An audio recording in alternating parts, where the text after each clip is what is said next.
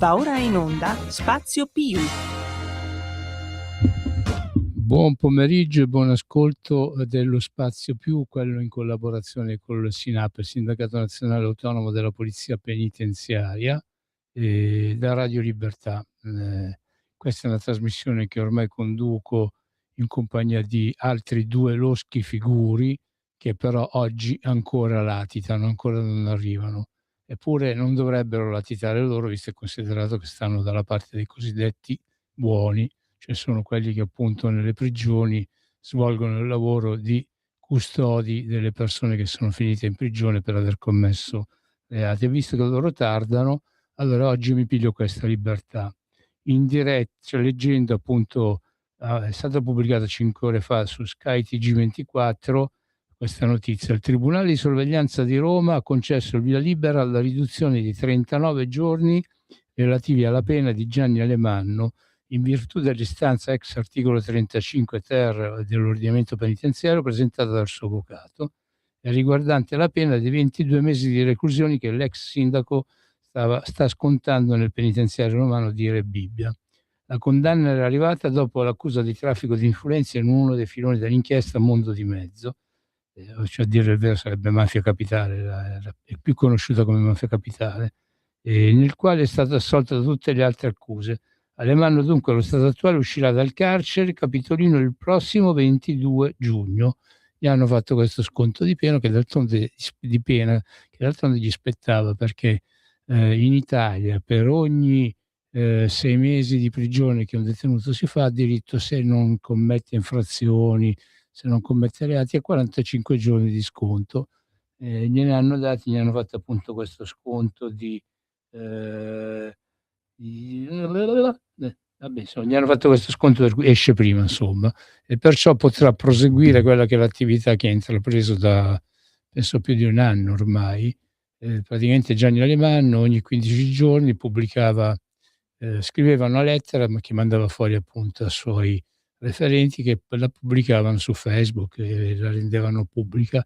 In questa maniera Gianni Alemanno ha contribuito non poco a far conoscere quelle che sono le situazioni di vita all'interno appunto del carcere di Rebibbia, del Rebibbia Nuovo Complesso, ma che sono simili un po' a tutti i carceri italiani, e ha contribuito anche a far conoscere, pur da detenuto, quelle che erano condizioni in cui versavano i detentori, praticamente gli agenti della polizia penitenziaria, quelli deputati appunto al controllo, alla custodia delle persone che appunto vengono arrestate e messe in per cui che hanno ricevuto dai tribunali. Ecco, ha raccontato anche quelle che sono le complicanze dei poliziotti penitenziari, donne e uomini appunto in divisa, e non solo, ma anche del personale civile. Mi riferisco appunto agli educatori, agli psicologi, al personale anche medico, medici e infermieri, che appunto hanno a che fare con una situazione abbastanza pesante. Pesante perché le strutture penitenziarie italiane sono quelle che sono, parecchie sono molto vetuste. Per esempio, ecco, in Rebibbia diciamo si arrangia abbastanza bene, ma per dire l'altro carcere romano, che è quello di Regina Coeli, assomiglia un po' a quello di Poggio di Napoli, Poggio Reale, o quello per esempio di Milano San Vittore, essendo appunto strutture molto oppure quelle siciliane del Lucciardone, insomma. E poi ci sono tutti gli altri vari carceri antichi di italiani che appunto, essendo stati costruiti in epoca ottocentesca quasi, insomma, anzi sì, alcuni proprio in quel periodo, chiaramente non rispondevano a quelle che erano le norme attuali di vita attuali, soprattutto le norme che erano state imposte all'Italia a seguito di una famosa sentenza, la sentenza Torreggiani, che praticamente diceva che in pratica questa sentenza valutava come insufficiente lo spazio vitale o vivibile dove il detenuto si doveva muovere, e perciò aveva condannato l'Italia a diverse sanzioni. Poi non so se sono state pagate o meno, insomma. Comunque vabbè, Gianni Alemanno finisce questo suo periodo. Gianni Alemanno era stato condannato ed aveva usufruito della misura dell'affidamento ai servizi sociali. poi si era messo a far politica, aveva fondato un nuovo movimento che si chiama Indipendenza, e ha continuato e si è messo a far politica normalmente. Pensavo forse di essere diventato invisibile e, diciamo, ha trasgredito ad alcune prescrizioni. Non so, per esempio, quando tu stai in affidamento sociale o quando sei agli arresti domiciliari, oppure c'hai gli arresti domiciliari ma col permesso lavorativo, puoi uscire di casa a una certa ora e rientrare entro un'altra, però ti devi attenere a tutta una serie di regole, e lui un po' così ci aveva lasciate un po', alcune le aveva un po' così lasciate andare, insomma, non penso che le abbia trasgredite di proposito, però appunto pensava di non commettere chissà che cosa. Sta di fatto che invece la giustizia italiana, e in particolar modo il Tribunale di Sorveglianza di Roma, l'ha castigato, l'ha preso, l'ha buttato dentro in prigione il 31 dicembre, manca a farla apposta, del 2024. Cioè il 31 dicembre lui si apprestava, poveretto, a festeggiare la fine anno e l'inizio del nuovo, invece l'hanno acchiappato e l'hanno portato a Rebibbia. E lui si è fatto questa galera con estrema dignità. Dopo un po' che si era ripreso dalla botta di questa sua nuova detenzione, ha cominciato appunto a diventare il portatore all'esterno di quelle che sono certi modi, appunto, certe situazioni appunto che vengono vissute all'interno delle prigioni, ripeto, non solamente dai detenuti, ma allo stesso tempo, anzi forse anche peggio, da chi appunto fa il poliziotto penitenziario, perché il poliziotto penitenziario, a causa della carenza d'organico, a causa dell'enorme numero di persone detenute in Italia, in Italia i detenuti superano le 65.000 persone, no? E a fronte dovrebbe essere, sulla pianta organica dovrebbero essere 42.000, invece alla fine si ritrovano a essere i poliziotti penitenziari in 36 o 35.000, e peraltro di questi 36.000 che parecchi sono demandati a svolgere altre funzioni, altri ruoli, non so, c'è chi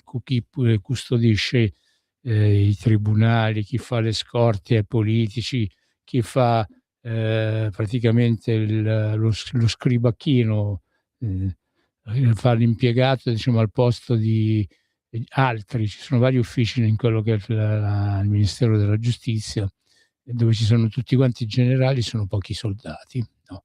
Perché è vero che anche i giudici dicono che sono in pochi, che hanno poco personale, cioè praticamente avendo poco personale tante volte utilizzano al posto del personale civile i poliziotti penitenziari, e chiaramente appunto questi impieghi che vengono svolti da questi lavoratori dello Stato, sparsi appunto fra procure, tribunali, addirittura li hanno messi a fare anche ordine pubblico ultimamente, e tolgono forza appunto a chi sta all'interno e chi per esempio deve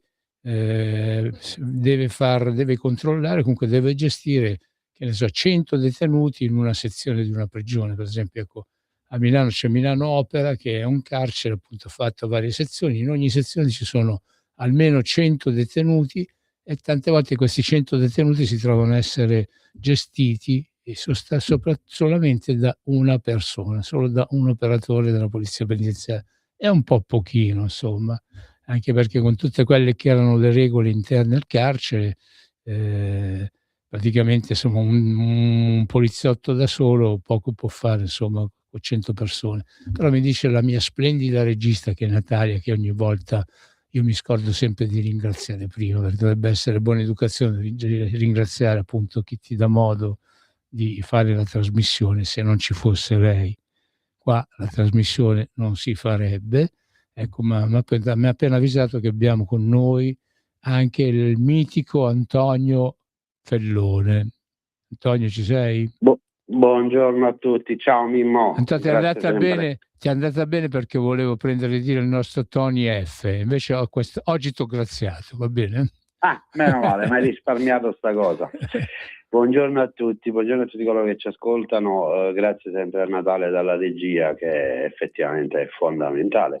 Grazie a te Mimmo, non so se c'è Federico No, collegato. cioè, fra un po' lo becchiamo, Ciao, stiamo cercando di grazie a Radio collegarlo. Libertà per lo spazio che dedica sempre, ormai da 8 anni, al mondo carcere e alla polizia penitenziaria.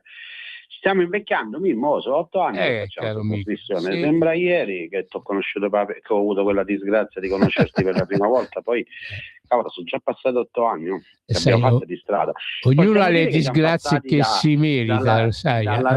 dalla Radio Padania Libera eravamo in quello sgabuzzino sotto, la ti ricordi? Sì. Era piccolissimo lo spazio, poi siamo passati a Radio Libertà, poi quindi abbiamo cambiato anche il nome. la postazione, che adesso è molto bella, quindi ne abbiamo fatta di strada, dai. Comunque non ci mancano mai gli argomenti, perché tu dici che sono 8 anni che noi facciamo questa trasmissione, non c'è stata mai una trasmissione che non abbiamo avuto argomenti di cui parlare, vero?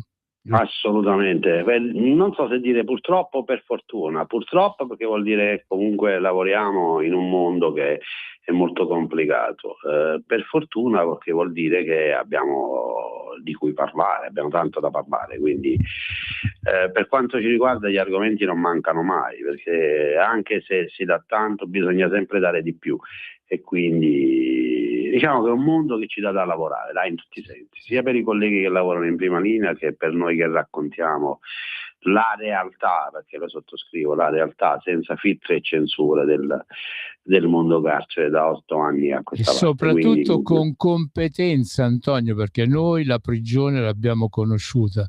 Ci sono altri che fanno i sindacalisti della polizia penitenziaria, ma forse non hanno mai visto come è fatta una cella.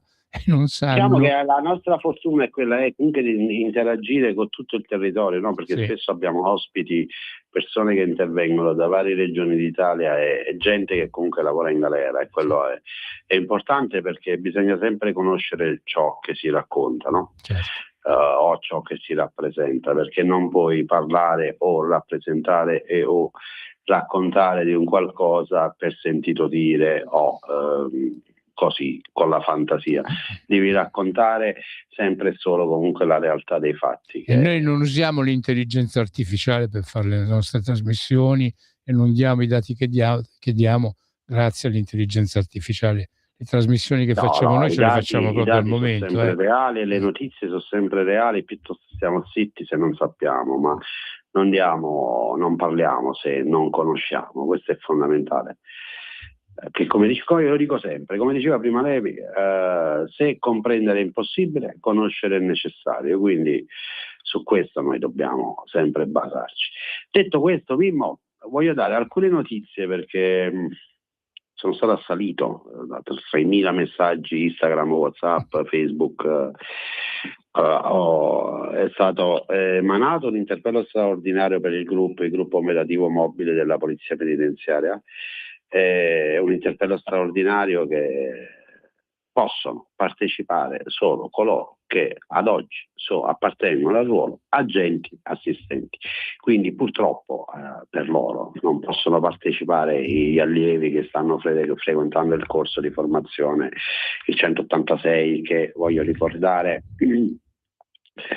terminerà il proprio percorso intorno al 13-14 maggio, per poi essere inseriti nei singoli istituti. Un'altra informazione che voglio dare è che stanno girando dei file con numeri vari, ma non sono le sedi di assegnazioni degli allievi che stanno frequentando il corso, ma è semplicemente la distribuzione a livello regionale delle unità, degli incrementi che vedranno interessati i vari istituti penitenziari. Successivamente a questo ci saranno degli incontri a livello provveditoriale, dove questi numeri verranno suddivisi per i singoli istituti. Poi per coloro che sono interessati verrà fatta la mobilità straordinaria con la graduatoria anno 2024, quindi ci saranno trasferimenti, e solo successivamente alla mobilità saranno ufficializzate le sedi di assegnazione per gli allievi partecipanti al 186esimo corso, ricordo il primo scaglione. Antonio, fermo là, il 186esimo nuovo corso, in quanti sono? Quante persone questo nuovo governo è riuscito a far assumere di questi? Quanti sono questi? Ad oggi il primo scaglione è composto di circa 1475 unità. Se noi parliamo del concorso allora del 185 e il 186 che è diviso a scaglioni, il primo parte, se mi dà un minuto ti do proprio un dato ufficiale, reale più che altro. Allora il primo è partito adesso e termina a maggio, come dicevamo prima, è di 1475, comunque il totale è di 3000, ti dico subito un dato esatto, perché tu sai che noi diamo solo notizie reali, non inventiamo nulla. Sono 3.890 del 186 e 187 che verranno immessi in servizio. L'ultimo scaglione parte ad ottobre, in servizio entro febbraio 2027. In più è stato emanato un ulteriore concorso che a breve inizierà la fase concorsuale, quindi i famosi quiz, credo secondo me entro fine maggio, che è di 3.350 unità.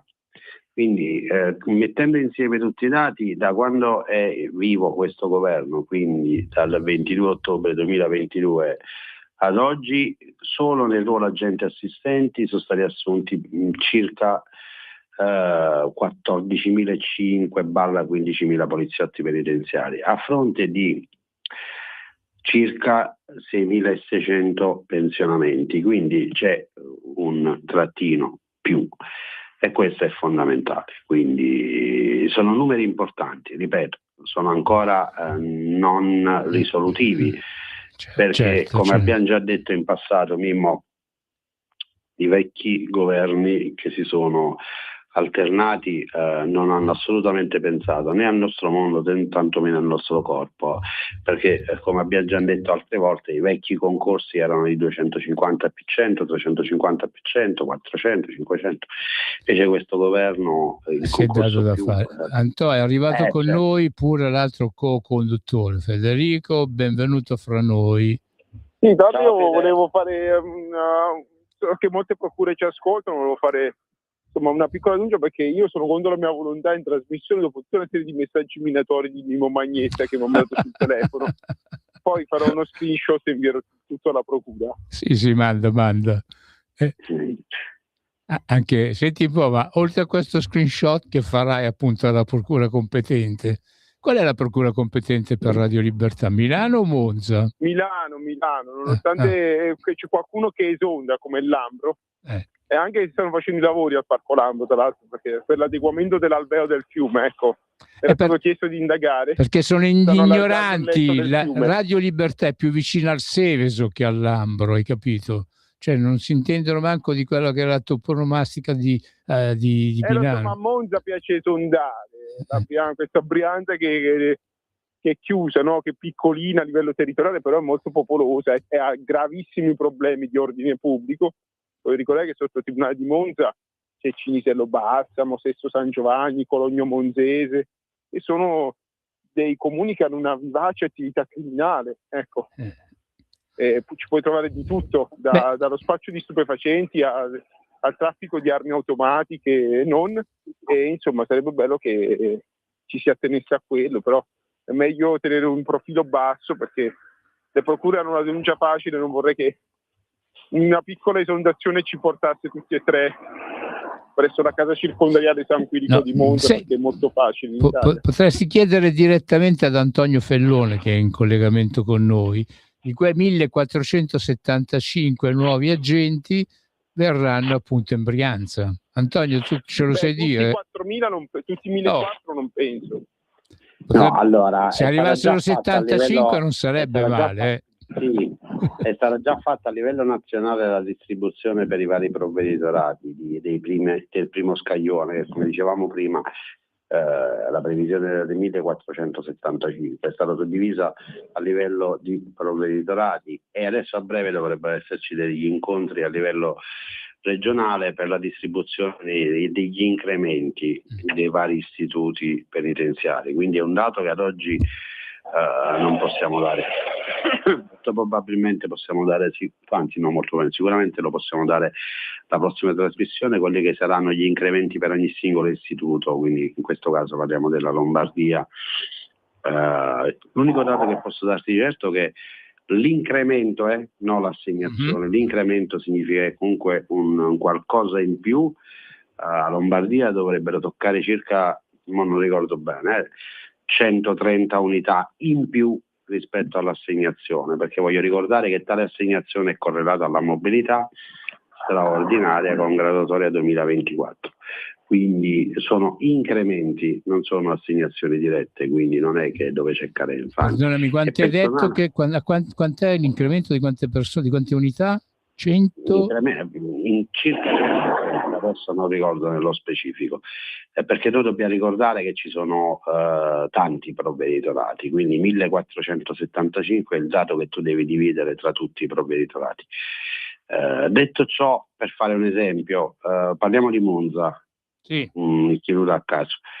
Se da Monza dovessero andare trasferiti con la mobilità straordinaria, ricordo, graduatoria 2024, 10 unità, vi è previsione di un incremento di 8 unità, quindi a Monza saranno assegnate 18 unità, perché bisogna coprire chi esce e in più si dà ulteriore personale, quindi devi fare un calcolo: 10 escono, 10 entrano, più 8. Quindi questa suddivisione degli incrementi verrà fatta, ripeto, con un incontro a livello regionale, ma questo vale per la Lombardia, ma vale anche per gli altri provveditorati, quindi tocca aspettare settimana prossima per avere dei dati più precisi rispetto ad ogni singolo istituto. Oggi i dati che noi abbiamo sono per ogni singolo provveditorato e parliamo sempre di incrementi, no assegnazioni. Perciò prima ho detto a chi ci ascolta, perché poi in privato mi contattano in tanti, che i dati che stanno uscendo, perché ho visto che girano sui vari gruppi WhatsApp, che sono una cosa bella, ma dall'altro lato sono una cosa pessima, perché a volte girano notizie che le persone non sanno interpretare e quindi ognuno la interpreta a modo suo. Il cellulare impazzisce perché ognuno poi vuole sapere. Antonio Fellone, segretario generale aggiunto del SINAP, questa è una missione di colpa, una confessione la tua. Tu praticamente oggi non sei venuto in presenza qua, perché se venivi qua in presenza mettevi anche i 2 telefoni per fare le dirette sui social e perciò alla fine saresti stato massacrato dal triplo delle telefonate. Non si fa così però. No, guarda, Mimmo, ti posso dire una cosa. A prescindere dalle dirette social o altro, ci ascoltano comunque, perché se non ci ascoltano dalla diretta, tanti si connettono poi con la pagina di Radio Libertà o nei vari streaming o qualcuno ci vede in televisione, perché voglio ricordare che noi andiamo anche non più Antonio, non più. Guarda Mimmo, ti racconto un aneddoto. È finito il digitale terrestre, siamo senza soldi, però sul DAB andiamo. Sì, sul DAB sì. E ti racconto un aneddoto. Ho incrociato un collega al ministero e mi ferma e mi fa: Anto, lo sai che per caso ho scoperto la tua trasmissione? E come l'hai scoperta? Dice: no, giravo l'altro giorno, ero qui a Roma, sai, fai zapping sulle varie emittenti radiofoniche e mi è sembrato ascoltare una voce familiare.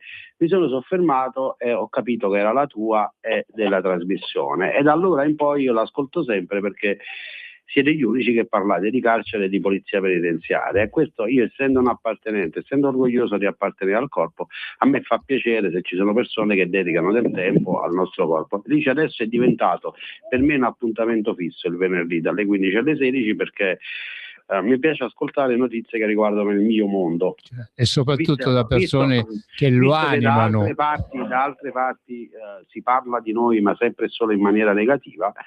Invece noi abbiamo proprio l'emittente che parla di noi e di ciò che viene fatto e il lavoro che svolge il poliziotto penitenziario. Dice: questo è veramente un qualcosa di interessante, ci l'ho scoperto a caso mentre facevo zapping sul DAB, quindi ci ascoltano in tutta Italia, e questo a noi deve riempirci d'orgoglio e sicuramente fa piacere, perché vuol dire che offriamo un ottimo servizio.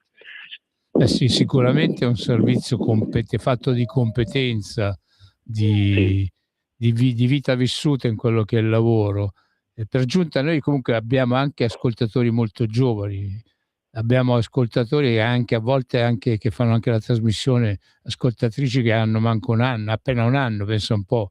Ogni tanto in diretta sentiamo appunto anche una co-conduttrice piccolina a cui facciamo tanti saluti, a cui mandiamo tanti bacini. Federico. Sì, tanto in ritardo, giustamente doveva mangiare, quindi tra dare da mangiare a lei e fare la radio con voi non ho avuto dubbi. Beh, hai fatto bene. Anche perché sennò saresti stato passibile di una denuncia penale per affamamento di minori. No, mangiava e come con piacere, anche è stata velocissima. E a proposito di questo, volevo parlare di quello che sta accadendo nei giornali, no? Tutta una serie di articoli allarmati dovuti all'emanazione di alcuni decreti da parte del Consiglio dei Ministri che vanno ad attuare il riordino delle carriere, che tra l'altro è stato votato dal PD. E la cosa meravigliosa, è stato votato e fatto dal PD, c'era l'onorevole Fiano in Commissione Giustizia che ha seguito molto nella scorsa legislatura questa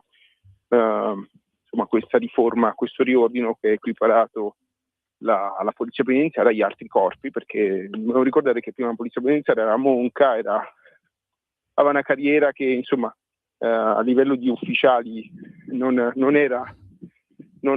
si dilungava fino al vertice, ma finiva molto prima, poi tutta una serie di svantaggi a livello di avanzamenti che sono stati tolti del tutto, sono stati equiparati in tutto e per tutto alla Polizia di Stato. Vabbè, ci sono molte polemiche, però fu approvato da loro, da Partito Democratico, e ora questi signori, in particolare l'onorevole Deborah Serracchiani, impazziscono perché sembra che verrà istituita a Roma, anzi è stato istituito da quello che so io, la direzione generale per le specialità della polizia penitenziaria, e insomma con allarme dicono è un golpe della polizia penitenziaria perché c'è un dirigente vicino a Del Mastro, ma qua siamo alla follia, non ho mai sentito parlare di un carabiniere vicino a un politico, un finanziere vicino a un politico. Comunque andiamo avanti e si toglie al capo dell'amministrazione il controllo sulla polizia penitenziaria. Non è affatto vero, a parte il fatto che l'avete approvata voi sta cosa, numero uno, e il governo sta solo attuando dopo tanti anni con estremo ritardo, e questa è una cosa a cui bisogna tirare le orecchie sia al ministro che al Consiglio dei Ministri. Non si fa dopo 4 anni e mezzo una cosa del genere, si doveva fare prima, e chiudo la parentesi polemica. Però che le medesime persone che hanno approvato il riordino, che voleva delle direzioni generali a esclusivo appannaggio della polizia penitenziaria per equiparare a tutti gli altri corpi ed avere una gerarchia completa fino al vertice, all'improvviso si stracciano le vesti, dicendo così il capo del dipartimento non ha più il controllo. Non è affatto vero, dovrebbero sapere, visto che l'hanno fatta loro questa cosa qua, che comunque il capo di una direzione generale è subordinato al capo del DAP. Lo era, lo è e lo sarà sempre. Quindi davvero non capisco tutto questo nervosismo, tutto questo. Evidentemente è un corpo che, seppur piccolino, forse dà fastidio a qualcuno, e mi dispiace che si continuino a fare polemiche sulla pelle di 34.000 persone per fare un lavoro difficilissimo con immensi sacrifici. Ecco, è brutto. Mi è piaciuto che tutti i sindacati, tranne qualcuno autonomo in questo caso, sono stati solidari dalla parte della polizia penitenziaria. E meno male, insomma. Sì, qualcuno che ragiona. Io davvero non capisco queste polemiche, questi articoli di giornali. Il governo va davanti, seppur in ritardo, ad attuare quello che anche loro hanno approvato e che hanno voluto. Siamo alla schizofrenia, evidentemente. Oltre a magistratura democratica c'è psichiatria democratica, magari se fanno un incontro con quelli del Partito Democratico gli danno una mano, perché non è possibile che questi approvano le leggi la scorsa legislatura, poi le stesse persone, perché la Serracchiani è sempre là da anni, e poi si svegliano dopo 5-6 anni, vergogna qua e là. L'avete approvata voi sta cosa? Ma stiamo scherzando? Ma magari Antonio ne sa qualcosa più di me. Antonio, è vero? Sì, eccomi. Effettivamente un leggero ritardo c'è. Quello che c'è da dire, Federico ha detto tutto alla perfezione, perché comunque ho visto degli articoli, le solite checche pazze, io chiamo checche pazze, perché escono, scrivono una marea di cavolate che non risulta essere assolutamente vero. Federico ha perfettamente ragione. Allora, le specializzazioni a capo avranno un'appartenenza. Io mi dissocio dall'affermazione di Antonio Fellone. Io che pazze non l'avrei mai detto in trasmissione. Vabbè, Mimmo, tra un anno e mezzo, quando ci sarà il governo Schlein, faremo i conti. Finché c'è questo qua possiamo stare un po' tranquilli. Vabbè, si può dire, io voglio ricordare il film. Tra l'altro vorrei dire alla Schlein che sono una capazza, mi porta a Roma, isterici, articoli rosa, vorrei fare la giustizia della polizia penitenziaria rosa. Non vi parlate sopra, se no non si capisce niente. Diciamo così, articoli isterici, dai, anche se ultimamente noi di articoli isterici o di trasmissioni televisive che dicono una serie di cavolate, purtroppo noi ne stiamo vedendo pure tanti. Quindi detto questo, sì, Federico ha perfettamente ragione, a capo di una delle specializzazioni ci sarà un appartenente al corpo della polizia penitenziaria, cosa giusta, che certamente comunque farà riferimento, attenzione, questo va sottolineato perché tanti poi fanno fatica a capire e poi soprattutto escono articoli che dicono tutt'altro, fanno comunque sempre riferimento al capo del Dipartimento dell'amministrazione penitenziaria. Non c'è una divisione totale. Il capo che sarà individuato delle specializzazioni del corpo, come previsto da DM, avrà comunque come referente gerarchico il capo del Dipartimento dell'amministrazione penitenziaria, sia chiaro. Così magari chi è lì tutti i giorni, tutto preso, avrà modo di cessare almeno su questo argomento, e se proprio vuole fare polemiche o altro magari ne troverà qualcun altro, attaccherà Fellone perché ha usato il termine che capazza. Detto ciò, le specializzazioni per il nostro corpo sono importanti e fondamentali perché sono coloro che comunque ci portano a crescere, a farci conoscere in giro, a dare lustro comunque al nostro corpo.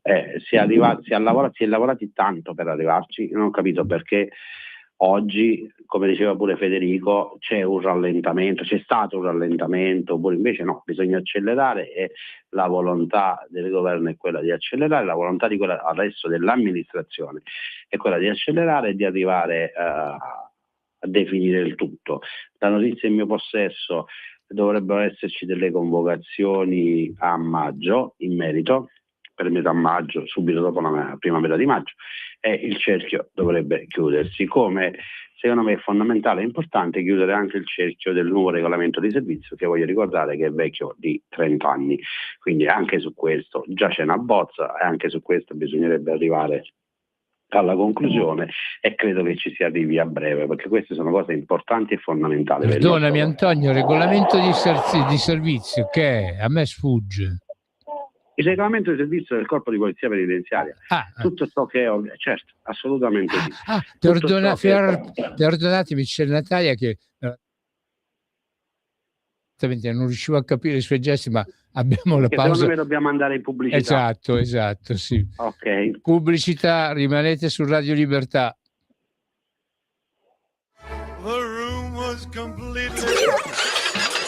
Stanco di perderti i tuoi programmi radiofonici preferiti? Vorresti la tua musica, le tue voci amate sempre con te, ovunque tu vada? Radio Libertà, l'applicazione che trasforma il tuo smartphone e tablet nella tua radio personale.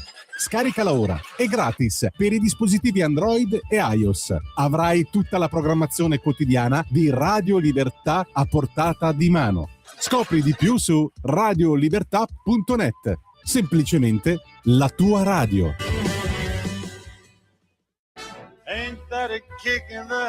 Ascolta i tuoi programmi preferiti, le notizie, la musica che ami e non solo. Con l'app di Radio Libertà puoi interagire con i conduttori, anche quando sei in movimento. Non aspettare, cerca Radio Libertà nello store del tuo smartphone o tablet e scarica l'app gratuitamente. Radio Libertà, tutta la radio con te. Scopri di più su radiolibertà.net. Semplicemente la tua radio. Siamo sempre su Radio Libertà e sempre lo spazio più SINAP, il Sindacato Nazionale Autonomo della Polizia Penitenziaria. Io sono Mimmo Magnetta, con me ho Federico Lo Sparacazzate e Antonio Fellone. Vi ricordo, prima di dare la parola ai due co-conduttori, il numero per la diretta. Volendo potete chiamarcelo allo 02 92 94 72 22. Se qualcuno vuole scrivere messaggi lo faccio pure, ma tanto io non li leggo perché sono analfabeta. È il 340 6709 659. Ripeto, se volete potete chiamare fin da subito. Allora, chi è che ridò la parola? Antonio, stavi parlando tu, vero? Antonio Fellone? Beh, se vuoi continuo io. Prego, Ci sono. Vai Fede, vai tu Fede. No, volevo ricordare quali sono le specialità del corpo della polizia penitenziaria e il lavoro che fanno, perché c'è il gruppo operativo mobile che si occupa principalmente del servizio di vigilanza, osservazione e traduzione, cioè vigilanza e osservazione, la gestione in pratica dei detenuti 41 bis e poi del loro trasporto, che non è una cosa facile, anzi parliamo di capi mafia importanti, un lavoraccio, sono uomini che fanno turni massacranti di 12 ore al giorno, a volte fanno anche turni di 24 o 30 ore perché è una gestione molto particolare quella del regime 41 che qualche partito vorrebbe abolire, che sta all'opposizione, ma chiudiamo la parentesi polemica, e che meritano di avere un equipaggiamento e una formazione diversa, specifica e continua rispetto al resto del corpo, o perché fanno un lavoro, un servizio in questo caso particolare, è un corpo d'élite. Nei carabinieri, nella finanza e nella polizia di Stato non si parlerebbe nemmeno di questo, noi invece ne dobbiamo parlare, ma riguarda una formazione d'élite. È per questo che è necessaria, insomma, che sono necessario istituire una direzione generale che stesse dietro a questi uomini, che ricordo che ogni 6 mesi devono cambiare sede, spesso e volentieri si ritrovano a lavorare in Sardegna, poi a Tolmezzo, poi a Novara, poi a Cuneo. Insomma, non è una vita facile, è una vita dura, meritano tutto l'appoggio, l'equipaggiamento, la formazione possibile questi ragazzi. E poi c'è il nucleo investigativo centrale, che è un po' lo US Marshal. In effetti, oltre a fare investigazioni su quello che accade all'interno delle carceri, quando c'è un evaso, e qua sembra lo US Marshal, che è un corpo molto vecchio, però molto rispettato negli Stati Uniti, che si occupa delle evasioni, di rintracciare gli evasi. Vuoi ricordare che quasi sempre, in poco tempo, questa branca della polizia penitenziaria riesce a rintracciare gli evasi in contesti difficilissimi, oserei dire assurdi. Mi ricordo il tunisino che è scappato da Opera, che è stato fermato sulla banchina del porto di Palermo, cioè da Milano a Palermo, dopo un paio di mesi, dagli uomini del nucleo investigativo centrale che si erano travestiti da venditori di biglietti sulla banchina del porto di Palermo. Anche qua sono uomini e donne che fanno un lavoro assurdo, cioè perché ci stanno i bagaglini anche al porto di Palermo, Federico? Sì. Sì, che biglietti vendevano? Quelli di viaggio? I biglietti del traghetto per andare a Tunisi. Pardon, mi sono perso un pezzo. Sì. E anche qua parliamo di gente che fa turni di una ventina d'ore, che fa cose assurde, che gira la penisola e le isole in continuazione quando c'è un evaso per riassicurarlo il prima possibile alla giustizia. Ecco perché si è pensato, e ribadisco il fatto, di fare questa direzione generale, perché queste persone meritano di avere una formazione specifica e un equipaggiamento che sia il top di serie, ecco, per dirla in francese, di essere forniti e addestrati di tutto punto per lavorare ancora meglio, visto l'impegno che ci mettono e il sacrificio, perché è dedicare in pratica una vita intera all'amministrazione, allo Stato. Di essere diretti appunto da chi fa parte dello stesso corpo e che sa quali sono le... Tutta una serie di equipaggiamenti, forniture, possibilità in maniera molto più rapida. Si tratta di agevolare il lavoro di queste persone, ecco, che fanno un lavoro duro, difficile, ed è giusto che sia così.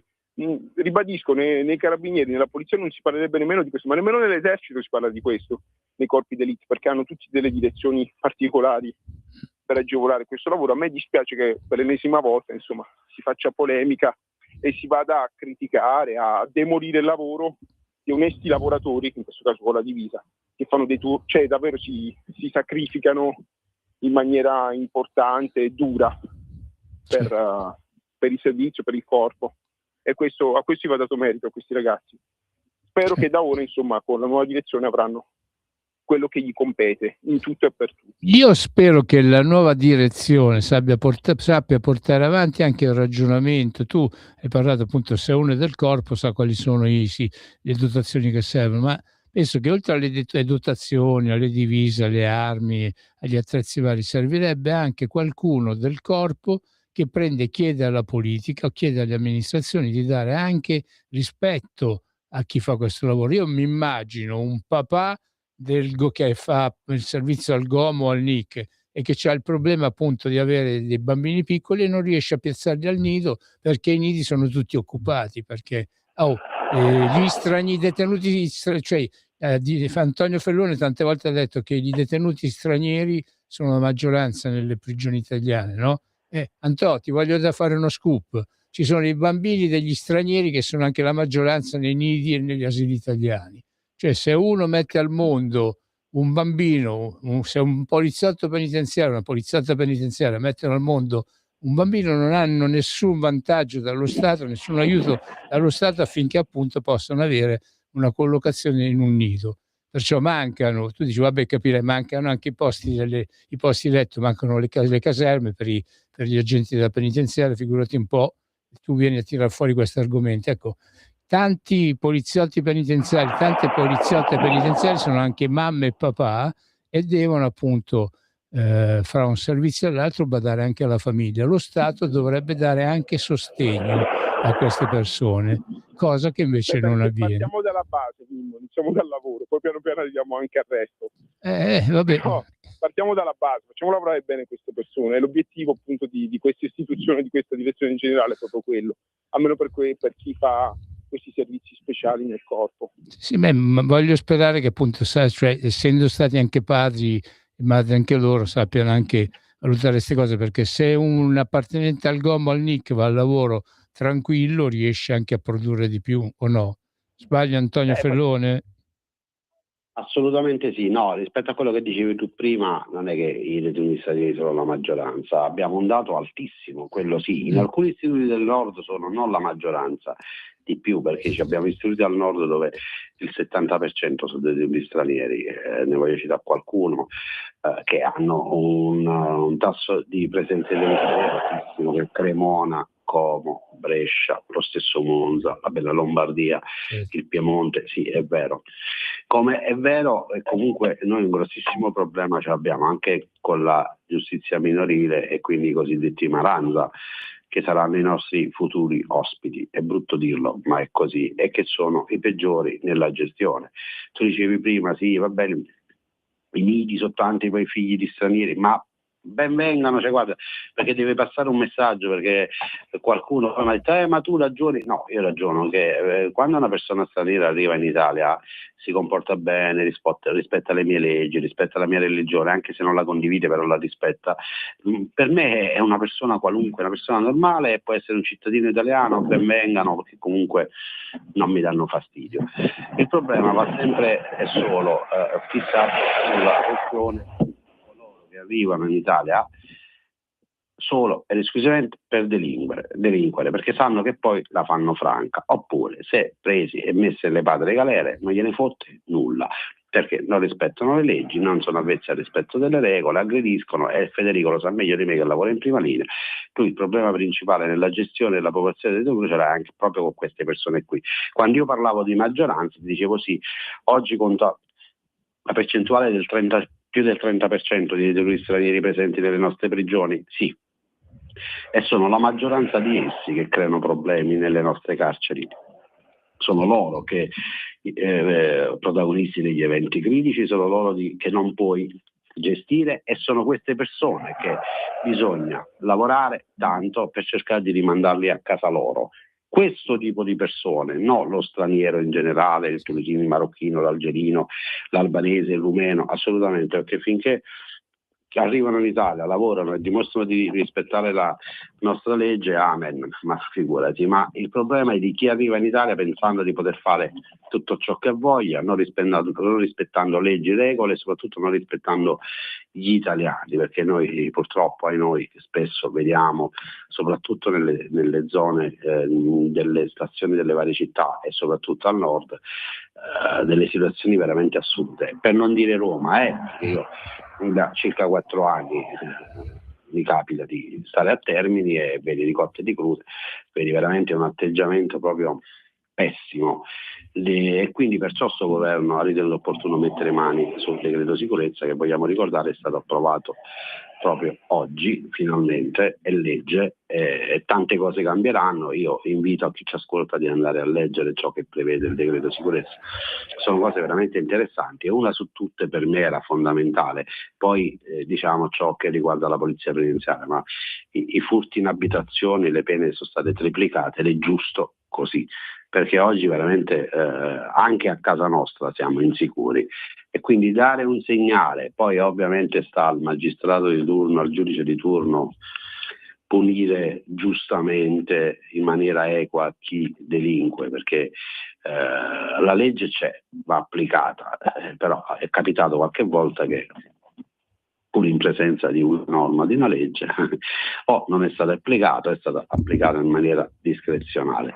Quindi è un decreto di sicurezza abbastanza interessante che mira realmente alla sicurezza dell'Italia, del nostro paese, perché solo chi non esce di casa non può vedere quello che c'è in giro. E ripeto, non è una questione di razzismo, perché ho fatto una premessa prima, è una questione reale, ripeto, soprattutto nelle regioni del nord abbiamo una delinquenza straniera, veramente una massiccia presenza di delinquenza straniera, e uno dei problemi principali sono i maranza, i cosiddetti maranza, o i minori non accompagnati, perché chi è del nostro mondo sa bene ciò che accade anche negli studi per minori, dove qui non è che c'è una percentuale di atti che vede la responsabilità dei detenuti stranieri. Qui abbiamo assolutamente la quasi totalità degli eventi critici provocata da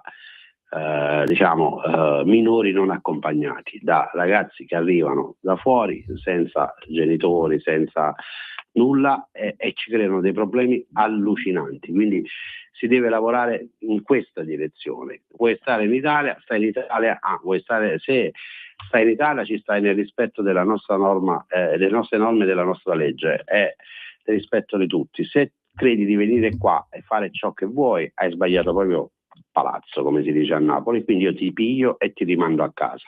Però per fare questo tipo di operazione c'è bisogno un po' di tutti, perché in questo decreto sicurezza, cosa importante che può riguardare anche noi, si facilita il discorso del rimpatrio della persona detenuta straniera, ma anche in questo caso ci vuole una forte collaborazione da parte della magistratura, perché fino a qualche tempo fa il detenuto, la persona rimpatriata doveva dare la disponibilità.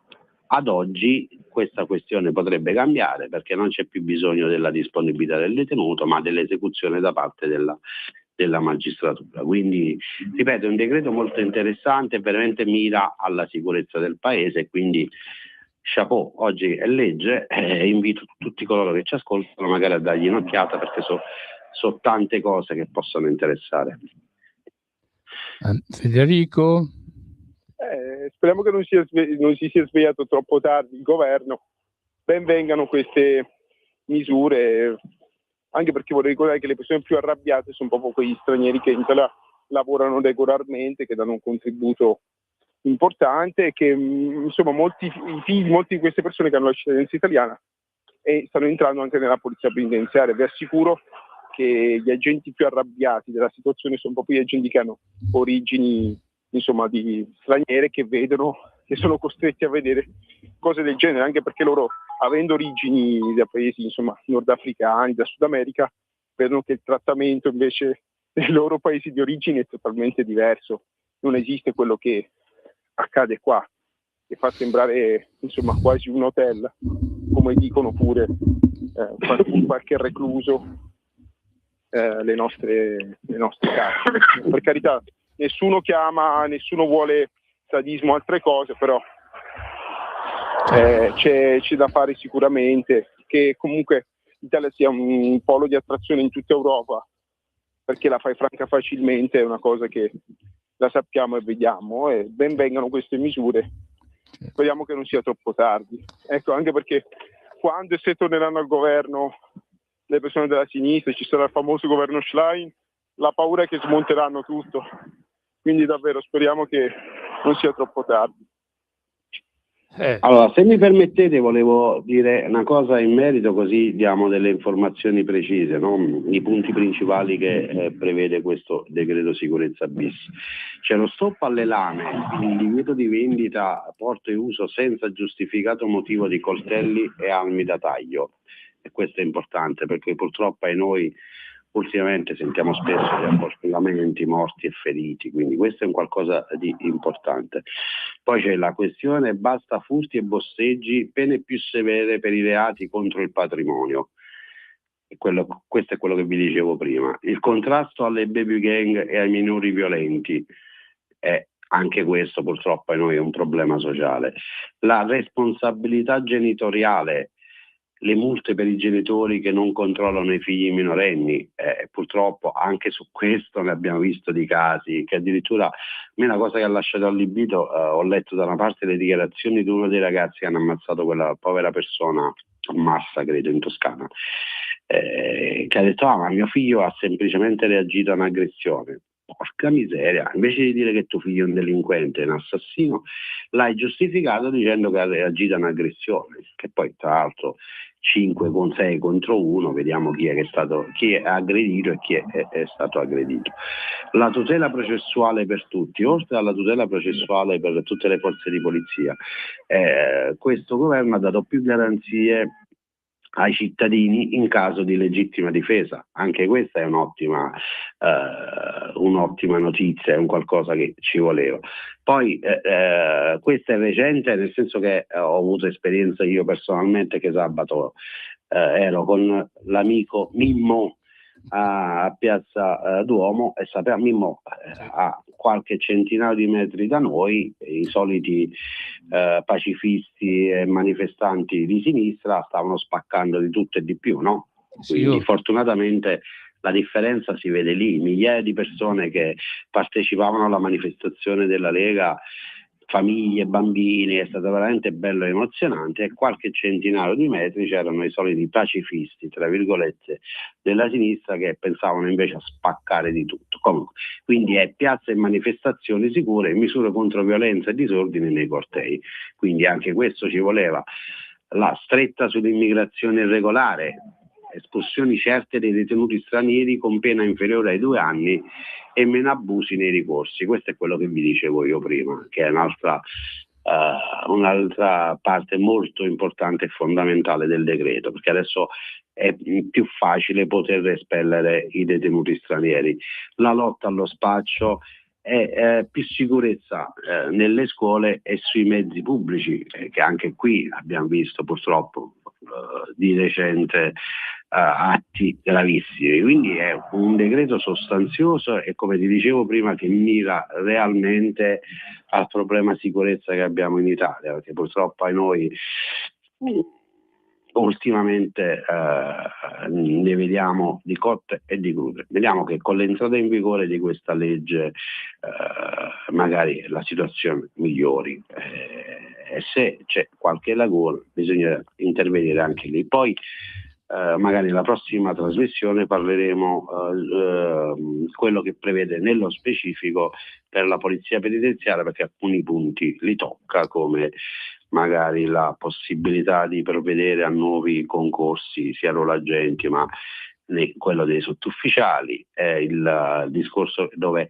ha attaccato sempre e solo la sinistra degli infiltrati, operazioni sotto coperture e altro, che poi snoccereremo nella prossima trasmissione, perché è un argomento abbastanza lungo. Vi devo dare una notizia scoop. Il 1° maggio la trasmissione non ci sarà, perché il 1° maggio è la festa dei lavoratori e qua in radio appunto facciamo festa. Scusa Mimmo, posso farti una domanda? Prego. Che c'entri tu con la festa dei lavoratori? Io niente, ma io mica sono regista, io sono giornalista. Parla da casa, mannaggia, chiama sul cellulare, la facciamo da casa. Tu, voglio capire Federico, apparteniamo a questa categoria, ma tu ormai è una vita che non sai più. Ma io ho lavorato molto prima di te, ricordati che io ho qualche anno in più di te. No, non c'è bisogno che me lo ricordo, si vede. È apposta, infatti. Ovviamente. Caro Antonio, allora questi sono argomenti che dovremo necessariamente trattare. Oggi ho parlato tanto però, ragazzi, scusatemi, ma è un argomento che è molto molto interessante, e quindi è giusto che chi ci ascolta sia a conoscenza di questa nuova legge che è stata approvata oggi. È un qualcosa di estremamente positivo, è un ulteriore segnale che questo governo dà alla nazione. Quindi a chi crede realmente e tiene realmente alla sicurezza, no a quei 4 imbecilli, perché 4 imbecilli sono, che vanno nelle piazze a spaccare tutto, a incendiare tutto e a fare danni e basta. Poi gli chiedi perché sono lì a manifestare e manco ti sanno rispondere. No, non c'avevo nulla da fare, ho detto va, fammi andare a fare una passeggiata in piazza. Quindi la differenza sta lì. Io auspico e spero che, come diceva prima Federico, auspico e spero che non dovremo mai affrontare un governo di sinistra, perché altrimenti siamo messi veramente male. Dopo toccherà ricominciare a ricostruire il tutto. Se mai accadesse questo passaggio a sinistra, tutto il lavoro fatto in questi anni, poi bisognerà riprenderlo. Però io spero che grazie alla capacità della Schlein che non ci arriveranno mai, insomma, se io preferivo molto di più Bersani, mi stava più simpatico lui. Comunque, prego. Prima di chiudere posso ricordare una cosa che importante che si ricorda oggi. Oggi è l'anniversario del genocidio armeno. La parola Shoah fu inventata per loro, fu il primo genocidio della storia, perpetrato dai turchi durante la prima guerra mondiale. In pratica la popolazione armena di fede cristiana viveva in quella che era l'Armenia, che faceva parte dell'impero ottomano. Spesso volentieri avevano anche posizioni importanti e molto capaci, e furono deportati in massa e fatti morire di fame e sete, uomini, donne e bambini, in aree desertiche dell'impero ottomano. 1 milione di armeni morti. Oggi si ricorda in tutto il mondo il genocidio armeno, ci sono tanti armeni anche qua in Italia, e sono stati fatti fuori per la colpa di essere cristiani. Vanno ricordati, va ricordato il genocidio del popolo armeno, il grande male, come lo chiamano loro nella loro lingua. Ora esiste un piccolo stato che si chiama Armenia, che esiste grazie alla Russia. Pensate un po', c'è uno stato che si chiama Azerbaijan, di popolazione turca invece, che continua ad attaccarlo, e da cui noi compriamo il gas. Quindi, come ben vedete, i cattivi e buoni, la linea è molto sottile. Tuttavia, secondo me non c'è dubbio da che parte schierarsi. E noi ricordiamo questo popolo che porta questa croce del genocidio sulle spalle ed è poco ricordata. Io mi associo al ricordo, e prima di passare la linea ad Antonio Fellone per i classici saluti di chiusura, voglio fare tanti cari auguri a tutti Marco per domani, che è San Marco. Auguri a Marco, e in particolare a Marco Castelli. Vai Antonio, vai con i saluti e la chiusura, vai. Allora, mi associo agli auguri per domani dei tanti Marco che magari ci ascoltano. Niente, volevo salutare Federico, spero di vederlo presto, perché è un po' che non lo vedo, dopo che ha preso la scapocciata lì non ci sia più riusciti a vedere.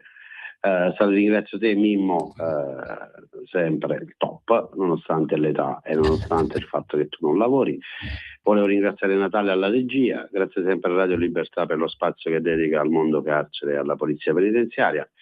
E niente, non posso dire ci vediamo venerdì prossimo, perché la festa mia, di Federico, ma sì anche di Natalia, e quindi ci vedremo sicuramente, spero di presenza, il prossimo venerdì.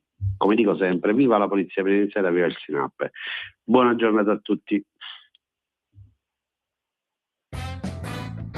Avete ascoltato Spazio Più.